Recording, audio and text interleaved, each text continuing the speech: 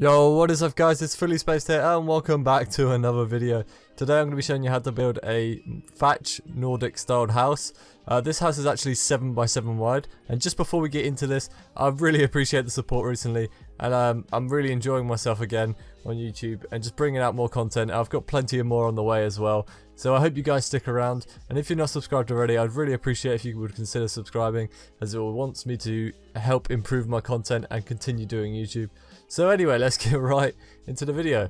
So first off, as you can see here, I made a 7x7 wide house, simple as, with cobblestone and a few different kind of cobblestone materials, so stairs and mossy, and just filled in the empty spaces on the outside there. Then I went ahead with the roof and made your standard staircase roof going up with a slight overhang on the edges of the roof, and instead of using stairs all the way, I actually used hay bales, or I mainly used the hay bales because they look a bit like thatch.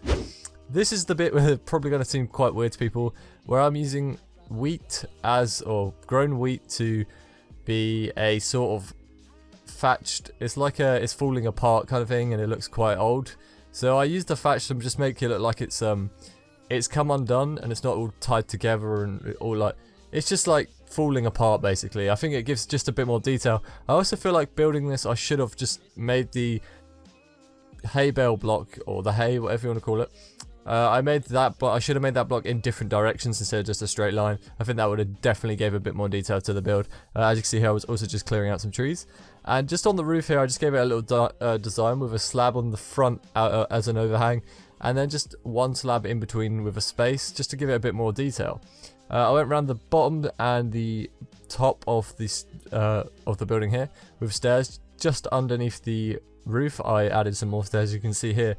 Just gives it a bit more detail, looking like it's being kind of held up by everything, and it's all supported and stable. I added a few trapdoors on the front there, as they're purely just for looks and design purposes. That's the only reason why they're there. You could use whatever you want here. From here on, I actually went down and started designing the path on the way to the house.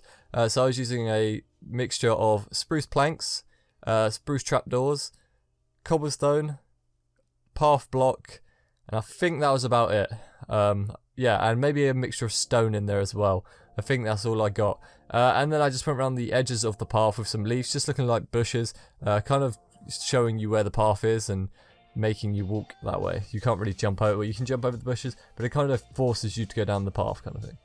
I also added a little pond there, just down the side of the path, just to give it a bit more detail, and went around with some roses and filled up the space, just giving it a lot more colour to the build and making everything look a lot better. So as now we head on the inside, as you can see here, I'm already waiting. I built a little upside down L shape. And this is actually an idea I saw on a Reddit post. If I can remember who it is, I will credit them in the description. I'll try and have a look for it after this video. But basically there's a staircase, or there's a few blocks here with a ladder that you can climb up, and this will take you up to your bed. So it's kind of like a bunk bed, but underneath it isn't actually another bed. It's like if you ever have one of those beds where your bed's at the top and you have a desk at the bottom. That's what this design really like brought to my head, and thought, why have I never thought of this? Like, I used to have one of those beds. But anyway, I went along with that and just placed a few bookshelves and other things down there that look like you researching or studying. So you have a ladder that goes up to your bed, as you can see, just next to the bookshelf. From here on, I was really just struggling to figure out what to put with this. So in the end, I actually removed that crafting table, as you can see, and then I go ahead and build some drawers. To build drawers, really simple. All you have to do is place a sign, place a frame behind the sign, and then place a slab, a wooden slab for example, just behind it, and that will give you the effect of looking like a pull-out drawer. I then added an up top part for the house, and I'll show you more on the inside later on, as the camera angle is pretty horrible and it's a lot easier to show you in first person. So I went on the outside, added a few pumpkins, and then added the I can't remember what it's called. It's like the sea cucumber thing, or sea pickle, I don't know, it's one of those, that thing. Added that on top, and it just makes it look like the pumpkin is got a root or a head. The top of the pumpkin is still there, which makes it look a lot better than just having a normal pumpkin. Went around and filled it up with some grass, long grass, tall grass, whatever you want to call it, tall grass, short grass, and some more flowers, just giving it a bit more detail and allowing the garden to kind of have its own personality and grow, and just make everything look more colourful than having your standard colours that you see throughout the throughout this biome even. And it just looks kind of boring if you keep it with the same colours. Using different colours definitely makes things look a lot better. And as you can see here, this is the final thing. So now let's head on the inside. This is your little path here. I added a few blocks of melons and pumpkins. I also added some fences with leaves on top to make them look like small bushes.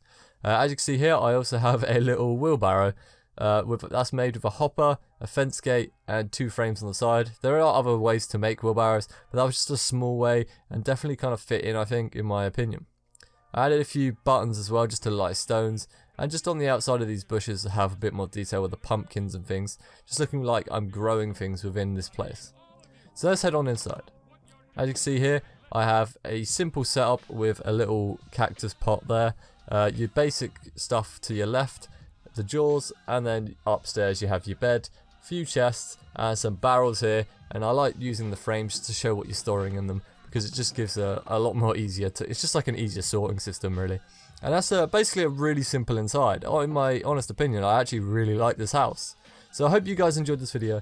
Don't forget to leave a like, comment, and subscribe for more content, and I will see you all very, very soon. Goodbye.